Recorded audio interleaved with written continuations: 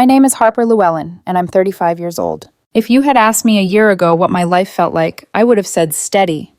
Not glamorous, not chaotic, just a predictable rhythm I could build my days around. I liked that. I liked knowing where I stood. I liked routines that held me down the way ballast keeps a ship from capsizing. Back then, the center of that steady life was my boyfriend, Evan Rhodes. We met when I was 33. He was 30, a project coordinator for a tech startup, charming in the easy, unintentional way people sometimes are. We matched on a dating app, grabbed drinks 2 nights later, and within a few months, he'd become the one person I told everything to. He wasn't perfect, not attentive enough sometimes, occasionally too invested in whatever was happening on his phone. But he was warm, affectionate, fun. At least he used to be. Everything shifted 6 months ago when he moved to a bigger team at work. New projects, new responsibilities, and a new coworker. Her name was Lila Moreno. The first day he mentioned her, it was nothing. We got assigned a new designer, super talented, kind of funny, he said while scrolling through his messages. I didn't think anything of it. People talk about coworkers all the time. But then it turned into Lila this, Lila that.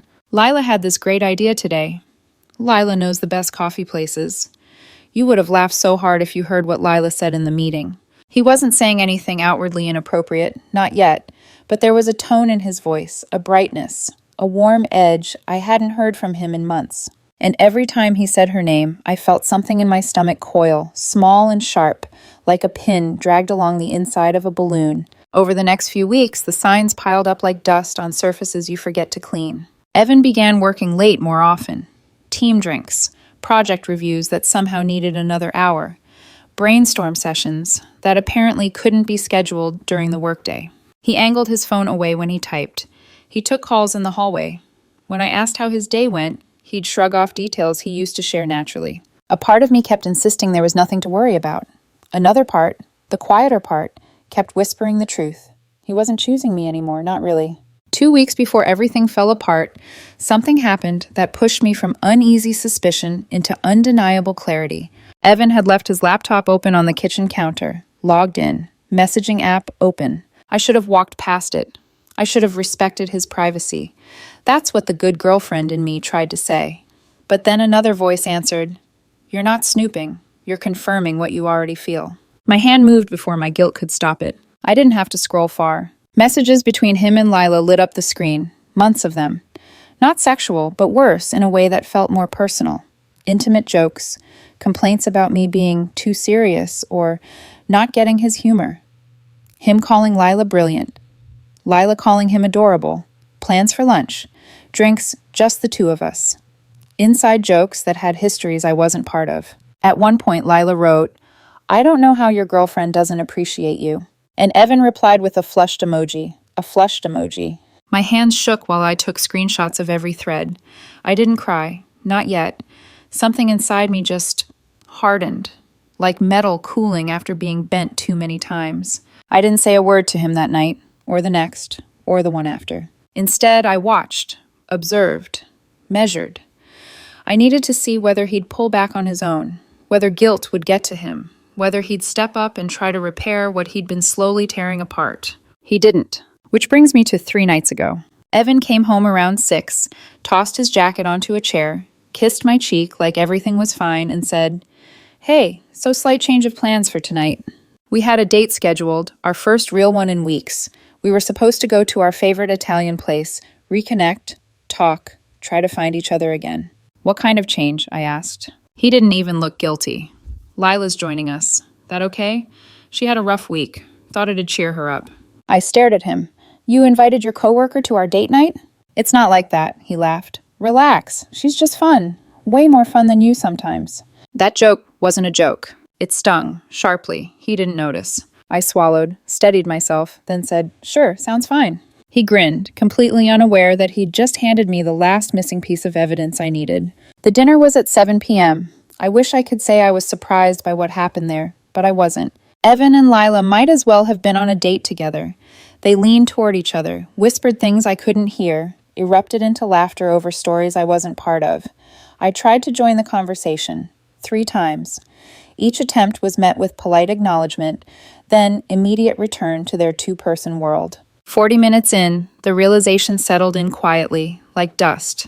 I wasn't his partner anymore. I was a placeholder, a witness, a background prop. The server came to check on us. Evan and Lila were mid-joke. I caught the server's eye. Could I get the check for my meal only? She blinked. Just yours? Just mine. 5 minutes later, she brought it. I slipped cash inside. Then I stood up. Evan finally looked over. What are you doing? You two seem like you've got this covered, I said calmly. I'm heading home. Oh, come on, Harper. Don't be dramatic. I'm not. And I wasn't. I was done. I walked out. Didn't turn around when he called my name. Didn't slow down when I heard Lila whisper something behind me. Didn't look back even once. I didn't go straight home. I drove to a coffee shop a few blocks away and sat there until the sky darkened, thinking through every detail with a clarity that felt almost surgical. At 10 p.m., I finally returned to the apartment. Evan wasn't home yet. Good. I went to the bedroom, packed a week's worth of clothes into a duffel, then returned to the dining table. I took the printed screenshots from my car, the ones I'd prepared days earlier, and laid them neatly beside the spot where Evan always dropped his keys. On top of the stack, I placed my house key. Then I set down a note I had written moments earlier. Since Lila is more fun than me anyway, you'll have plenty of time together now. We're done. Don't contact me. Everything you need to know is in those messages. I walked out, and for the first time in months, I felt steady again. Only later would Evan learn exactly what that meant. I spent that night at my friend Maya Collins's place. Someone I'd known since college, someone who never asked intrusive questions, someone who understood that silence can be a kind of kindness. When she opened her door and saw me with a duffel slung over my shoulder, mascara smudged under my eyes, she didn't say, "What happened?" She just stepped aside and said, "Come in." I didn't tell her anything until morning. When I finally turned my phone on, it felt like stepping into a storm. 68 notifications, missed calls, texts, voicemails, every single one from Evan. The messages came in waves, each one exposing a different version of him. Confusion. Harper, where did you go? Call me. Annoyance. Okay, seriously, you just left? That was rude. Discovery. What are these papers on the table? Did you go through my messages? Anger. You had no right to read private conversations. That's toxic, Harper. Panic. We need to talk. Please call me. Desperation. I'm sorry. I screwed up, okay? It's not what you think. There it was, the entire cycle, delivered in real time, each message contradicting the one before it. I didn't answer. I didn't even screenshot them. I just read them with a strange emotional distance, like they belonged to someone else's life. Maya finally walked in with 2 steaming mugs of coffee, her hair piled on top of her head in a messy bun. You ready? She asked gently. So I told her. Everything. The messages, the dinner, the note, the screenshots. She didn't interrupt once. When I finished, she let out a long, slow breath. Harper, I'm sorry, but I'm proud of you. I nodded. My throat tightened a little. It was the only way. Yeah. And you know what? You didn't yell. You didn't throw anything. You didn't make a scene. You just showed him the truth and left. That's more strength than most people ever manage. It should have comforted me, and part of it did, but another part, smaller, more wounded, kept whispering, why didn't he choose you? Why wasn't you enough? But I pushed that thought away. Not because it wasn't real, but because entertaining it would be like reopening a wound with my bare hands. Around noon, there was a knock on Maya's door. My stomach dropped. Maya looked through the peephole. He found you, she muttered. Evan's voice seeped through the door. Please, Maya, just let me talk to her. 5 minutes, that's all. Maya stepped out onto the porch, blocking the doorway with her body. No, she doesn't want to see you. His voice cracked. I need to explain. There's nothing to explain. She saw the messages. She saw how you treated her at dinner. She knows enough. It's not like that, he insisted. Lila and it wasn't serious. Harper takes everything so literally. I was just... A pause. I was stupid, okay? I didn't think it was hurting her. Maya crossed her arms. Evan, you told another woman she was more fun than your girlfriend. You flirted with her for months. You lied. You hid things. Don't pretend ignorance. I heard him inhale sharply. Please, he whispered, broken. Just let me talk to her. I'll stand right here. She can stay inside. I need her to know I didn't choose Lila. Maya's voice stayed flat. You didn't have to say it out loud. You showed it. A beat of silence. Then I heard soft, desperate sobs. Evan's. He was crying, actually crying. And maybe another version of me, the older version, the softer version, would have gone out there, would have taken pity, would have believed him. But that version of me had died somewhere between the whispered jokes at the restaurant and the flushed emojis on his screen. After a minute, Maya stepped back inside and closed the door quietly. "He's gone," she said. I let out a breath I didn't realize I'd been holding. The next day, Evan tried a new angle. "Evan, I told Lila we're done. I blocked her. I choose you. Please talk to me." I didn't respond. An hour later, "Evan, nothing physical happened. It was just emotional. I was stupid. Please give me a chance to explain." I didn't respond. By evening, "Evan, if you won't talk to me, I'm going to your parents. They need to know what's going on." That earned him exactly one reply from me. "Me. Feel free. They already know. I told them yesterday. They agree I made the right choice." No response came after that. Monday morning, I called my landlord. "Hi, I need to ask about removing someone from my apartment." He looked up my information. "He's not on your lease, correct?" "No, he was just staying there." "In that case, you can give him 30 days notice to vacate." So I did. "Me, Evan. You have 30 days to find a new place and move out. I'll return next week to get my things. Don't contact me again." I blocked his number. 10 minutes later, he called me from a different one. I answered only because I thought it might be work. "Harper," he said, breathless. Please don't hang up. I know you're angry." "I'm not angry," I said calmly. "I'm done." "Just let me explain." There's nothing left to explain. I saw the messages. I sat through that dinner. I watched you choose her over me for months. "I didn't choose her," he yelled. We didn't. "I don't care if it was physical," I cut in. "You were building something with her while letting me believe we were fine. That's enough." A choked sound. "I love you." "Maybe you did," I said softly, "but you didn't respect me." Then I hung up and blocked that number too. A week later, another unexpected twist erupted. Lila had gone to HR and accused Evan of harassing her, claiming he pursued her, pressured her, crossed boundaries. HR investigated. When they dug into their messages, the truth came out. They were equal participants. Flirting, inside jokes, constant private meetups. In the end, HR decided the situation was too messy. They fired both of them. Evan tried calling from a third number after that. "You happy now?" he hissed. "I lost my job because of you." "No," I replied. "You lost your job because you lied to HR. I did it to fix things with us." There is no us. Click, block. 3 weeks passed. When I returned to the apartment with Maya, Evan was gone, his things packed. The place left untouched. A small miracle, all things considered.